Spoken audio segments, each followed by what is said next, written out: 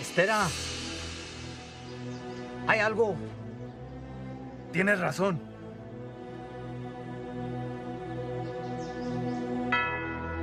Tráeme el padre.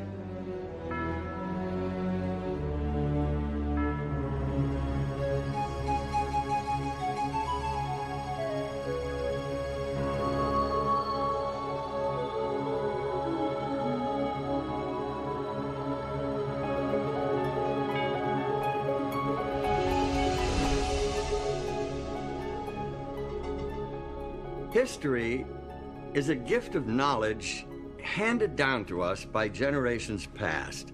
This knowledge is far more than a collection of facts arranged in chronological order. It's a source of enlightenment that helps us understand ourselves and our place, our purpose in our world and in the universe around us. The progress of research in history, archaeology, ancient languages, and anthropology has yielded information that has been hidden for many centuries. And this provides us with important new insights into the meaning of our lives. It's natural to start a story at the beginning, but in the case of our own story, that's more easily said than done. How can we discover the origins of our own experiences? Where or when was our beginning?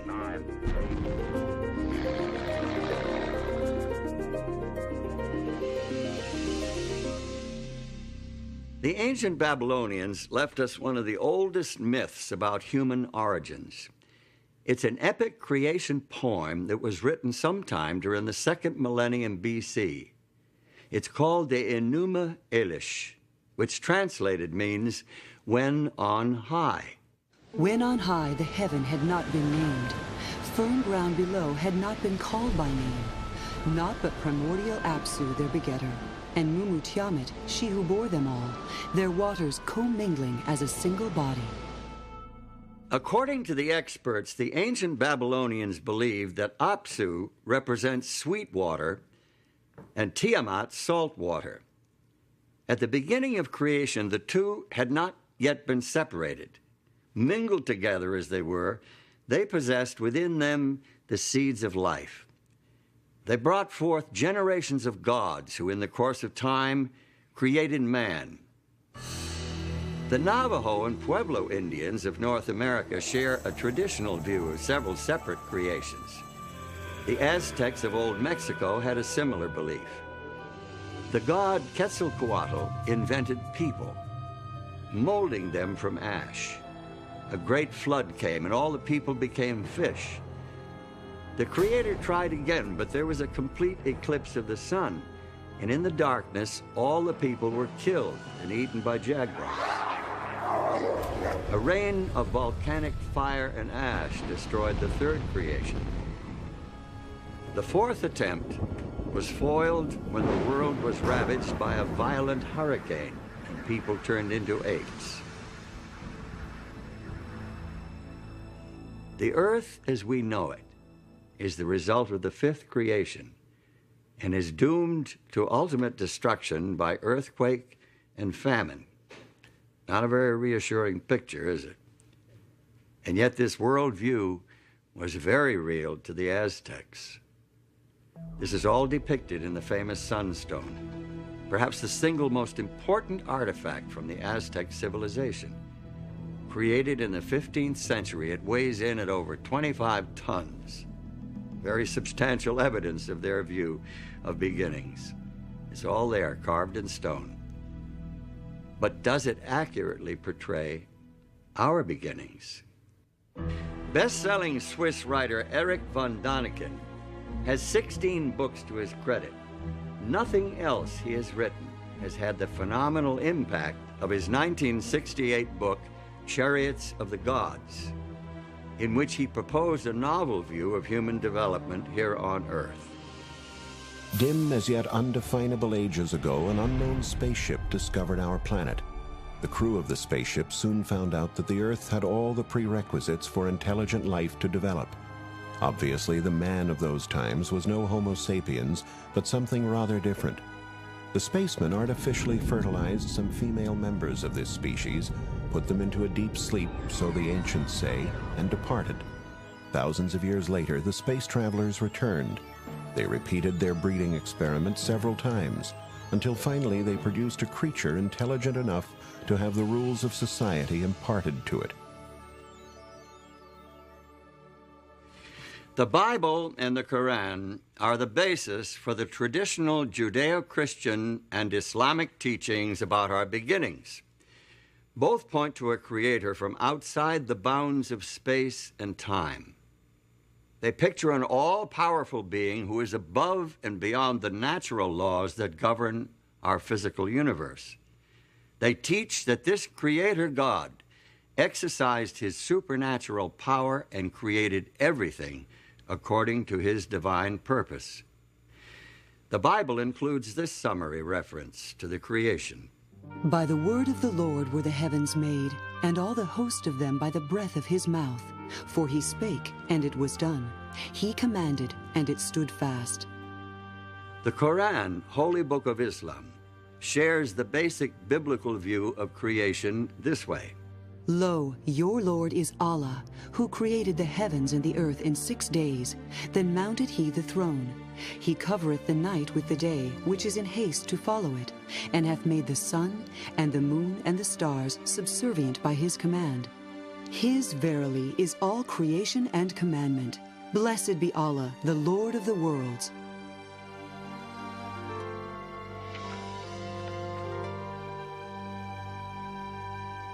By the early 1800s, some scientists were proposing new theories regarding the origin of life on Earth, theories that conflicted with traditional creationism.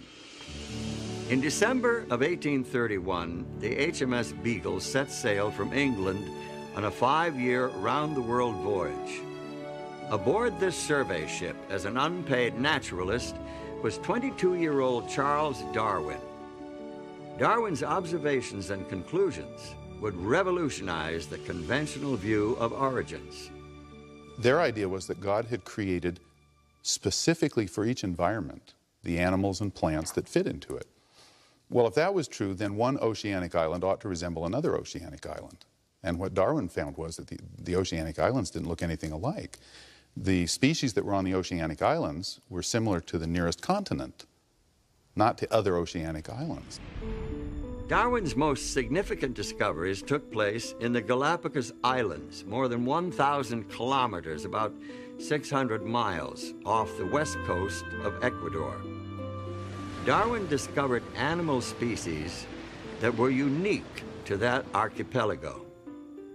He also noted distinct variations between similar animals on different islands. He came back one day having picked up a tortoise shell from the island that he had been visiting, and the fellow who lived there and was staying at the main population center said, "Oh, you've been to," and named the island he'd been to, and he was floored. He said, "How do you know where I've been?" And he says, "Because that tortoise came from the island." And he says, "How do you know that?" And he said, "Because each island has a specially shaped tortoise, and I can recognize them." And that just blew his socks off. Darwin's observations ultimately led to the development of his theory of natural selection and the publication in 1859 of his book on the origin of species. The first edition was sold out the first day, and 5 subsequent editions with revisions were to follow. Often referred to as the book that shook the world, it helped pioneer modern scientific thought about our origins. Today, science is defined at the beginning as a materialistic process. And that's a tribute to Darwinism. I mean, that's what he brought to us, was that we had escaped essentially from God. Using Darwin's theories of evolution as a starting point, scientists and philosophers have developed their own answers to questions about beginnings. Today, there are many variations on Darwin's theme. Among evolutionary scientists, the Big Bang theory has been widely accepted as a beginning point for the story of our universe as we know it. This theory suggests that all the matter that now exists in the universe is derived from a tightly compressed, incredibly hot mass of subatomic particles that exploded something like 10 or 15 billion years ago. That tremendous blast of creative energy set the universe in motion and eventually gave birth to galaxies and stars and planets, and ultimately to every form of life and matter within the universe. The way scientists today talk about this, the Big Bang really is the whole universe, and that it is really space itself which is expanding and creating new space in the course of time. If we think of ourselves in a way as kind of being able to look at the universe from some extra dimension, it perhaps would appear as the tremendous explosion starting out from a single point. The theory of evolution teaches that life on Earth has evolved over vast periods of time, with simple single-celled forms developing into complex organisms purely by blind chance, through a process of trial and error. It was this process that Charles Darwin called natural selection. And he said, essentially, that there were 4 steps. He said, first of all, variation exists. No two individuals in a population are ever exactly alike. Secondly, that every population overproduces. More young come into existence in 1 year than can possibly live until the next year. So that leads to the struggle for existence, the competition, and then survival of the ones that are the fittest. The fittest are simply those that have variations that give them an advantage. And the last thing was that the variations are inherited, so that the ones that live reproduce, and their offspring are more likely to have these fit variations. Are we the unplanned and accidental result of evolution through natural selection? Or are we the handiwork of a supreme being, the Allah of the Quran and the God of the Bible? Do we owe our existence to the Aztec or Babylonian gods, or to some alien creatures from outer space? What is the truth about our origin?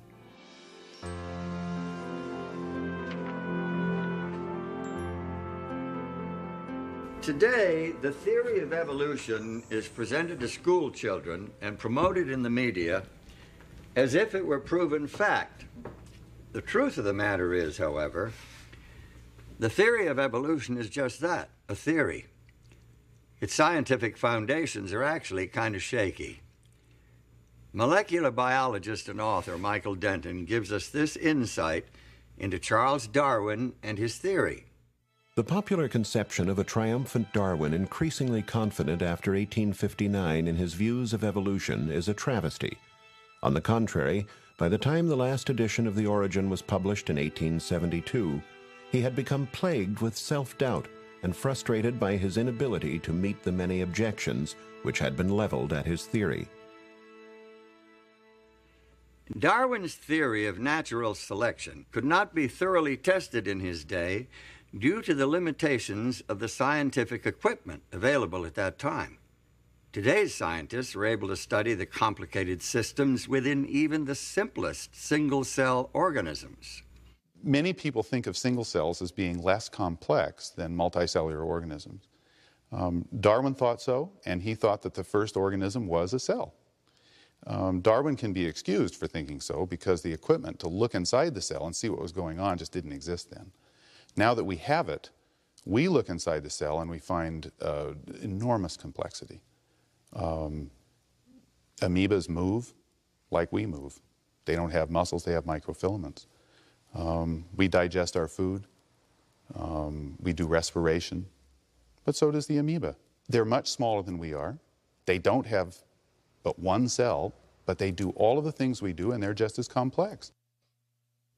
The complexity of even the simplest life forms is one of the reasons why many scientists are becoming increasingly dissatisfied with the evolutionary explanation, with its reliance upon pure, unguided chance. There's good reason for scientists to question the power of chance. Take a look at this simple demonstration. You see what I mean. Now, here are 3 blocks, numbered 1, 2, 3. There are 6 possible combinations of these 3 numbers. Now, I'll put the blocks into this box and shake it up.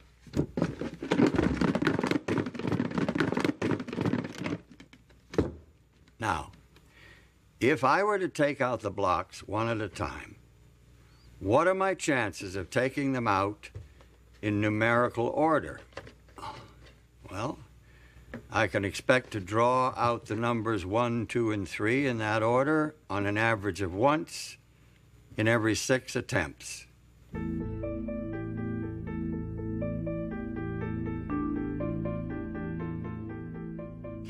Now, here are 2 more blocks, numbered 4 and 5.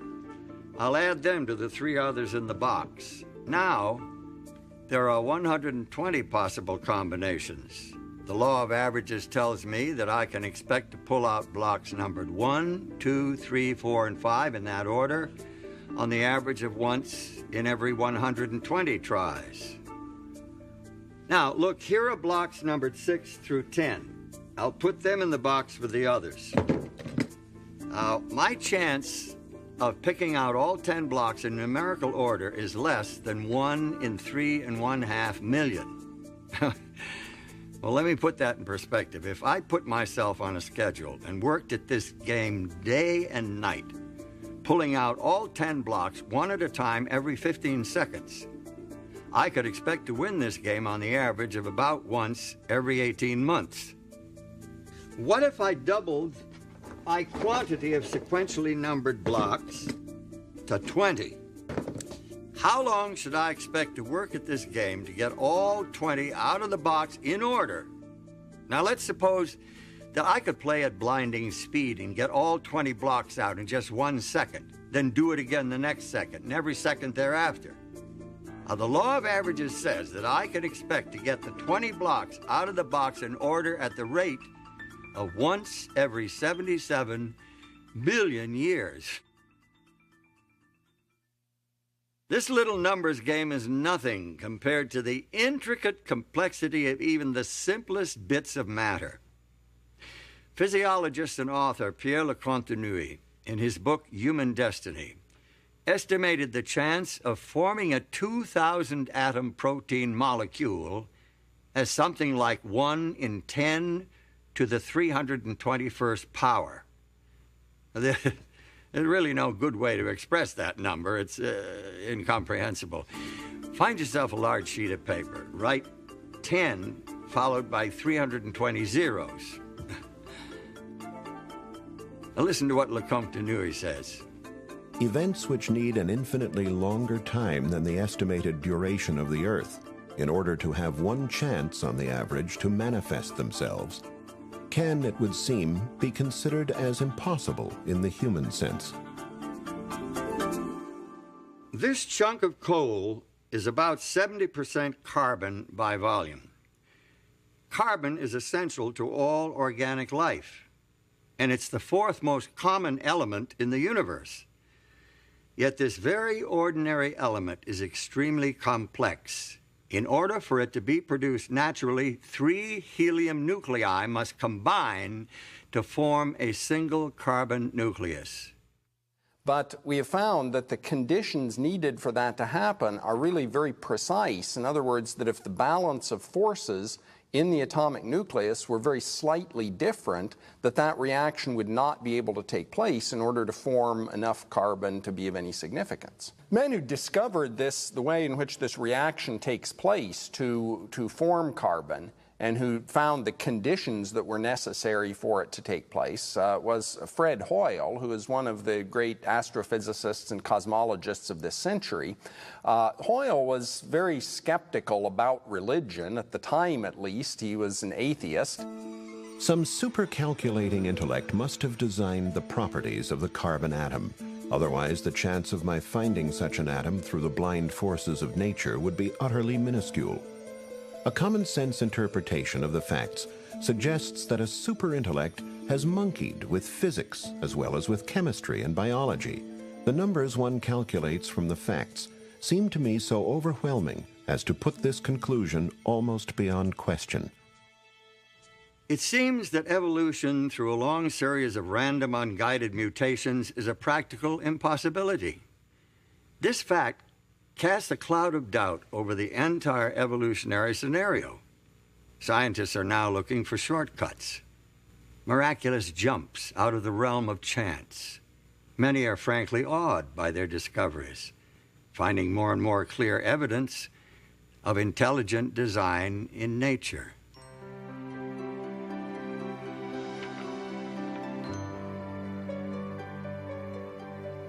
Intelligent design, of course, requires a designer. And the clearest portrayal of a designer and his work is found here in the Bible. The creation account itself records a systematic progression of creative acts culminating in the creation of man. The Hebrew prophet Jeremiah emphasizes this intelligent design when he writes about the Creator. He hath made the earth by his power. He hath established the world by his wisdom, and hath stretched out the heavens by his discretion. Biblical creation theology does not attempt to provide a scientific description of God's creative acts. Instead, it suggests the meaning, the purpose, the goal of creation. Through faith, we understand that the worlds were framed by the Word of God, so that things which are seen were not made of things which do appear. I think the most important thing about this verse, as far as our understanding of creation is concerned, is that seeing the universe as creation is a matter of faith rather than of scientific knowledge. That is, that we can understand the universe in detail by scientific investigation, but we see it as the creation of God because of our personal trust and confidence in God. Now, perhaps some of us have been too quick to discard this old book as an irrelevant collection of useless fables and legends and traditions. Its value lies far beyond the realm of science. It deals with concepts that cannot be analyzed in a laboratory. It addresses many questions that science cannot answer. That is, science can talk about how the universe behaves, how things take place within the universe. It cannot explain why something exists rather than nothing. That is, it cannot really explain the fundamental question of existence. Could it be that the neglected pages of Scripture actually offer accurate insights into our origins? If so, we're not here by accident. We must see ourselves as a part of a Creator's design. There must be a plan, some real purpose for our existence. And God said, "Let us make man in our image, after our likeness, and let them have dominion over the fish of the sea, and over the fowl of the air, and over the cattle, and over all the earth, and over every creeping thing that creepeth upon the earth." The creation story depicts God as having great ambitions, high hopes for the human race. People were created in the image of their Maker. In their original innocence, they had direct communication with God, an intimate, personal, face-to-face relationship with their Creator.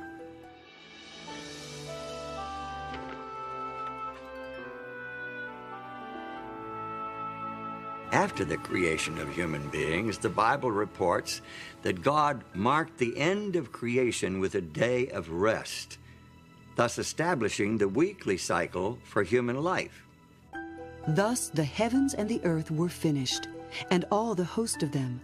And on the seventh day God ended his work which he had made, and he rested on the seventh day from all his work which he had made. And God blessed the seventh day and sanctified it, because that in it he had rested from all his work which God created and made. God creates the entire world in 6 days, and then he rests on the Sabbath. The Sabbath is, though, a creation in and of itself, because what it does is put the rest of the 6 days in perspective. What did God create on the seventh day? As a matter of fact, God created nothing on the seventh day. God created no thing, but instead God created a context in which everything that has been created, the natural world, the material world, and life itself, can really be appreciated and enjoyed and celebrated. By creating the Sabbath, God gave human beings an opportunity to emulate Him, to enter into His rest, and thereby to signify their special relationship with Him as their Lord and Creator. Notice what Pope John Paul II said in his 1998 apostolic letter entitled Dies Domini. The Sabbath has been interpreted evocatively as a determining element in the kind of sacred architecture of time.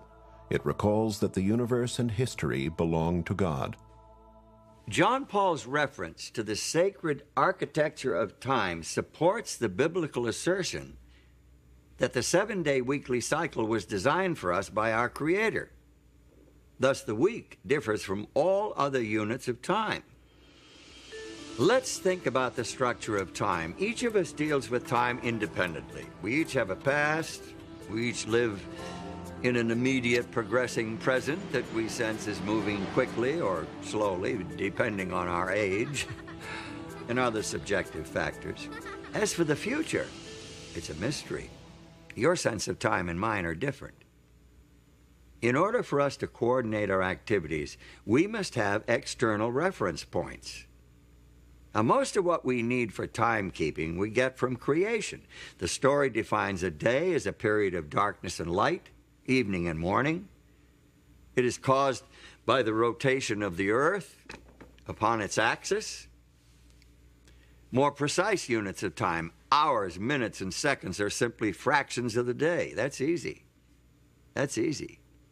The year is the period required for the earth to orbit the sun. The month, as we know it today, is loosely based on a full cycle of lunar phases, but it's been adjusted to make 12 months equal 1 year. The week is a different story altogether. At first glance, it's an arbitrary period of time related to no natural phenomenon. The earliest record of the week is found in the literature and archaeology of the ancient Semitic peoples who inhabited southwestern Asia prior to 2000 BC. Now, where did they get the week? Was it embedded in their past as a result of the Creator's design? But is the week really an arbitrary artificial unit of time? Astronomer and anthropologist Anthony F. Avini suggests an alternative in his book, The Empires of Time. He reports that some chronobiologists are convinced that the 7-day cycle is designed into our very nature. The 7-day biorhythm in the human body is one of the recent discoveries of modern chronobiology. For example, the probability of rejection of certain organs is now known to peak at weekly intervals following an implant.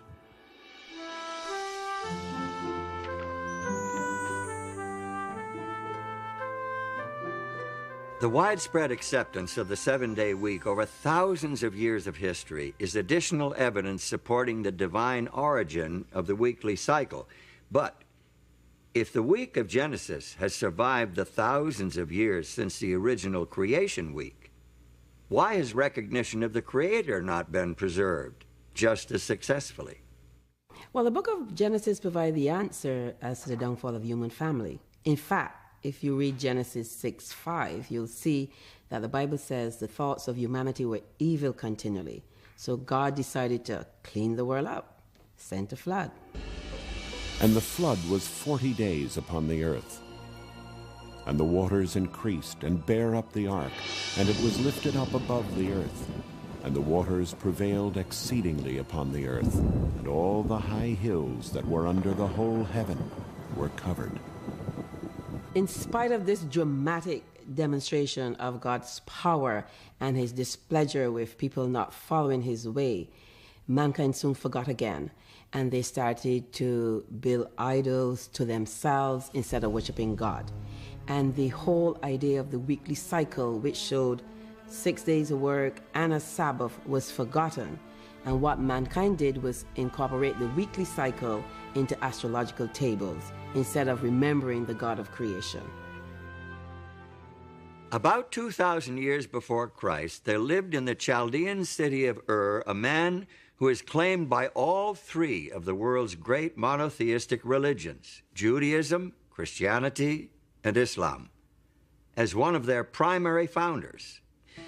In the biblical account, Abram, later renamed Abraham, is a key player in God's plan to win back the hearts of the human family and revive a knowledge of the Creator. Abraham's religion stood out in sharp contrast to the petty idolatry and trivial superstition of his neighbors. He worshiped the Creator, the transcendent, the invisible God, whose wisdom and power was demonstrated by the very existence of the world itself. He had a religion of faith, not sight. He had a direct relationship with his Maker. According to the Old Testament report, the Creator God revealed the principles of his relationship with the human race in 10 commandments engraved on stone tablets. These commandments were entrusted to Abraham's descendants, the Israelites, as a blessing to share with all nations of the world.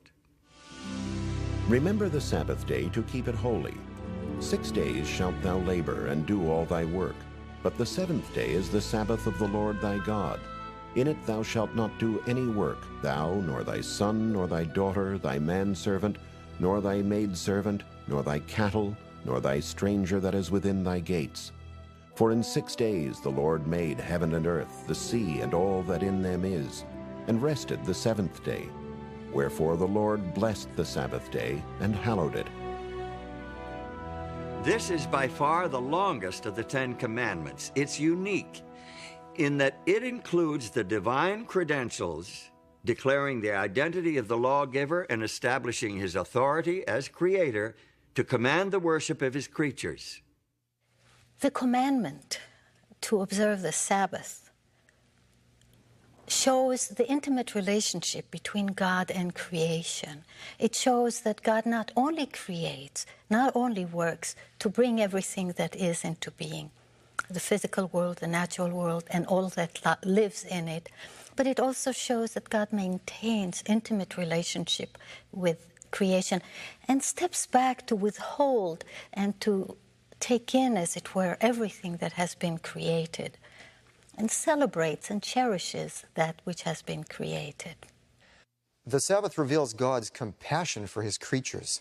In Exodus 23, verse 12, there's a law regarding the Sabbath, and it says, 6 days you shall do your work, but on the 7th day you shall rest, that your ox and your ass may have rest, and the son of your bondmaid and the alien may be refreshed.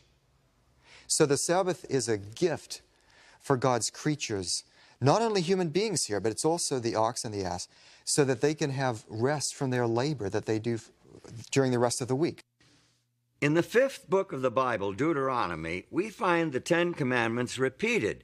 This time, the meaning of the Sabbath is enriched by linkage to the deliverance of the nation of Israel from slavery in Egypt. Keep the Sabbath day to sanctify it, as the Lord thy God hath commanded thee. And remember that thou wast a servant in the land of Egypt, and that the Lord thy God brought thee out thence through a mighty hand and by a stretched out arm. Therefore the Lord thy God commanded thee to keep the Sabbath day. We participate in God's redemption, just as the nation of Israel participated in God's redemption, because God has liberated us from something. Now, he liberated the ancient Israelites from Egypt, from Pharaoh, this oppressor. What God does is to liberate us as individuals from the oppressive power of Satan and from the sin that destroys us. Individuals today are in great need of finding a sanctuary in time, which is what the Sabbath is. We are overburdened and driven by the material world and by our own creativity of material things. And the Sabbath becomes the liberation from things, becomes the liberation from slavery to objects, to technology, to economics, to all the things that make us work frantically towards producing more and more.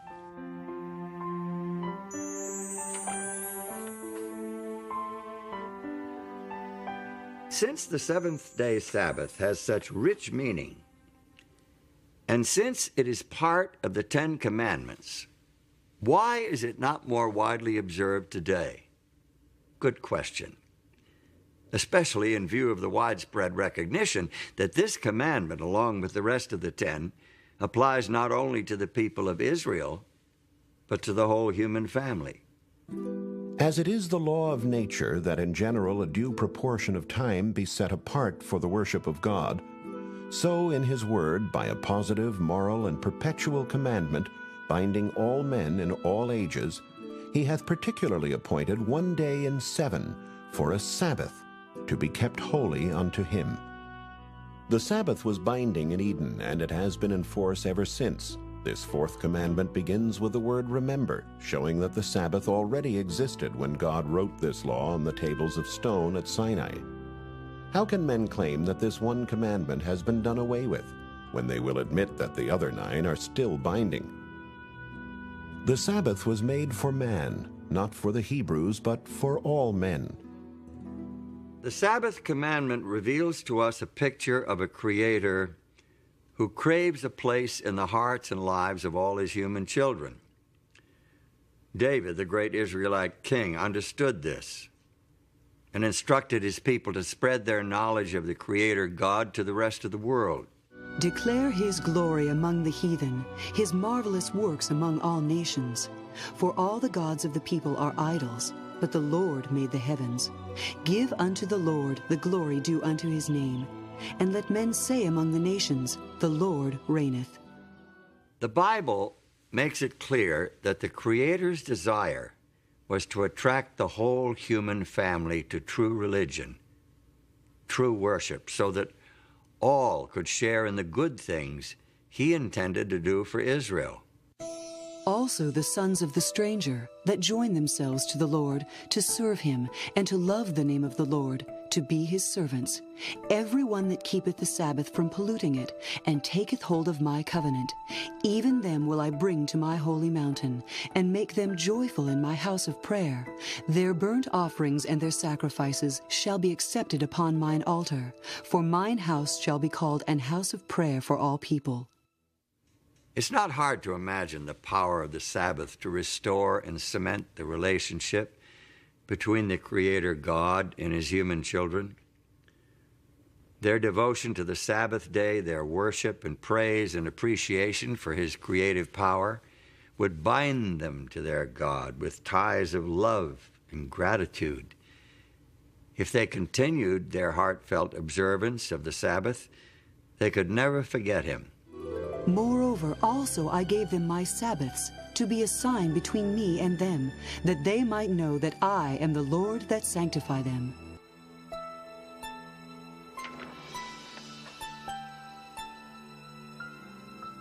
To those who honored the Sabbath of God, the day took on deep personal meaning. The day of rest and worship was an opportunity to know their Creator, who had promised to make them his own holy people. But history records that many of the Israelites didn't take advantage of this opportunity. There's evidence in the prophets, for example, Isaiah, that the Sabbath was poorly observed and neglected. Nehemiah also refers to that. The people had a problem with this. The reason would be really quite simple. The people lost sight of the lordship of God. But the house of Israel rebelled against me in the wilderness. They walked not in my statutes, and they despised my judgments, and my Sabbaths they greatly polluted. The Sabbath, symbol of Israel's unique relationship with God, the very heart of a Creator-oriented worship system, was commonly desecrated. Finally, the prophet Jeremiah announced the result of Israel's apostasy. Just imagine the prophet Jeremiah walking up and down the streets of Old Jerusalem. It wasn't a happy message that he bore. He warned the people that their city was to be destroyed, their temple destroyed, and that they would be carried away to Babylon to serve the king of Babylon. 70 years. Nobody listened. From about the year 605 BC, the armies of Nebuchadnezzar, king of the Neo-Babylonian Empire, repeatedly invaded the Israelite homeland. His army eventually destroyed the capital city of Jerusalem and carried most of the inhabitants into exile.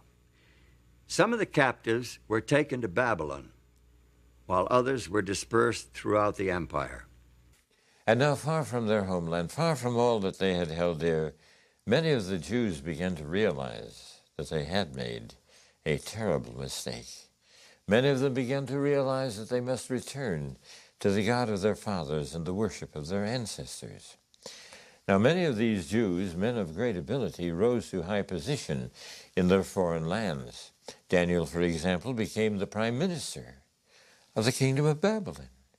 And when the Medo-Persian Empire took over, he rose to the position of first president of the land. It was Daniel who led Darius the Mede to recognize the God of heaven.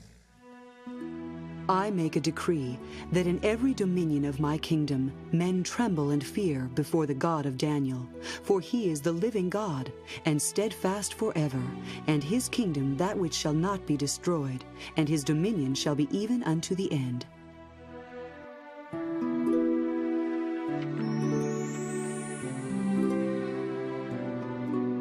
There is evidence to suggest that the religion of the exiled nation became so well known that it influenced the philosophical and religious movements of the following century. Buddha, Zoroaster, Confucius, and Pythagoras all seem to have adopted elements of the Hebrew religion. For example, although there are no holy days in Buddhism today, evidently Sabbath, or Upasatha, was a part of that religion early on.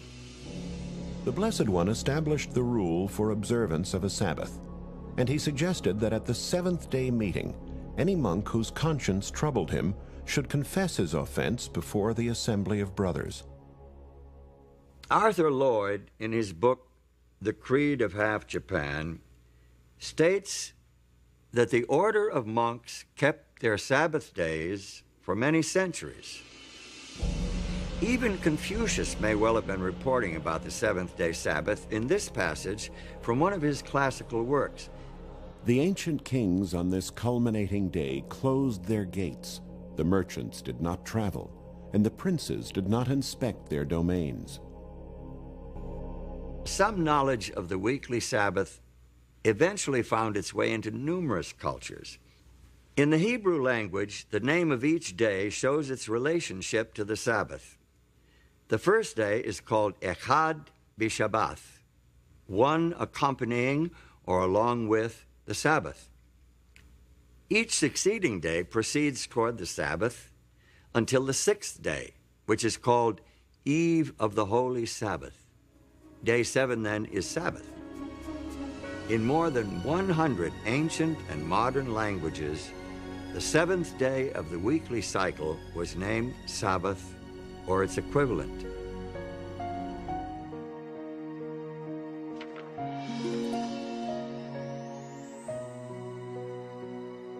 So, it seems that in their exile, at least some of the Jews succeeded where their nation had failed during times of peace and prosperity.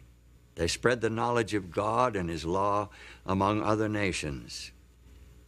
But what would happen when these captives returned to their homeland?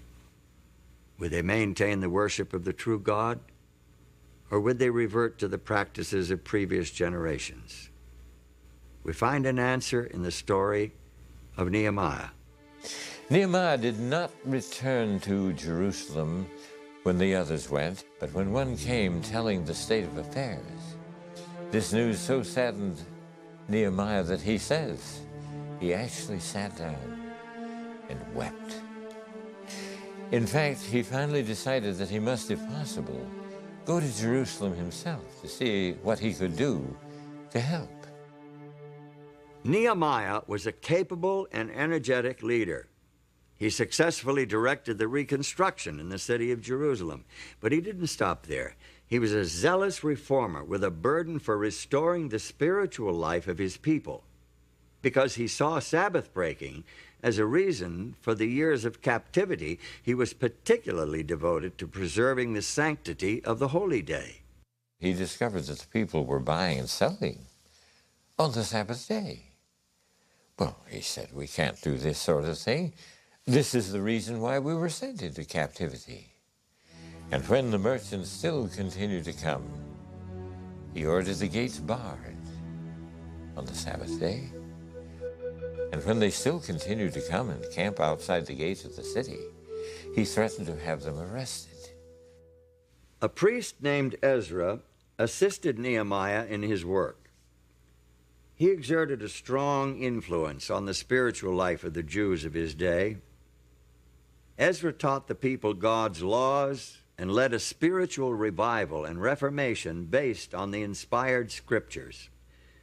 The people joined together in a solemn oath to obey the commandments that God had given through Moses. They promised not to desecrate the Sabbath by entering into commerce on that day.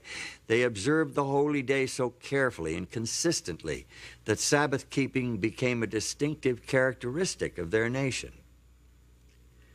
During the period between the end of the Bible's Old Testament record and the beginning of the story of Jesus Christ in the New Testament, there was almost continual upheaval in the Middle East. The armies of Alexander the Great overran the Persian Empire. Within a short time, Alexander himself died, and his empire broke up into rival factions. Palestine, along with Syria, eventually came under the rule of the Seleucid dynasty. King Antiochus IV is notable especially because of his opposition to the religion of the Jews. His troops took over the temple in Jerusalem and set up a system of pagan worship in its courts. Josephus, the famous chronicler of Jewish history, tells us that Antiochus tried to stamp out all visible evidence of the Jews' spiritual identity. So he sent emissaries to Jerusalem, declaring, they must tear down the altar of Jehovah. They must give up the worship of the Sabbath. So they gathered themselves together, fled to the wilderness, and there they found a cave that could accommodate their numbers, about 1,000. Now when it was told the king's servants that certain men who had broken the king's commandment were gone down into the secret places in the wilderness, they pursued after them a great number, and having overtaken them, they camped against them, and made war against them on the Sabbath day. And they said unto them, Come forth, and ye shall live. But they said, We will not come forth, neither will we do the king's commandment to profane the Sabbath day. And they burnt them as they were in the caves, because they were not willing to break in upon the honor they owed the Sabbath, even in such distresses. There were about 1,000, with their wives and children, who were smothered and died in these caves. The martyrdom of those Jewish patriots in the days of Antiochus IV is a great testimony to the power of their beliefs. Their God and his Sabbath meant more to them than life itself. Their sacrifice was a victory of faith.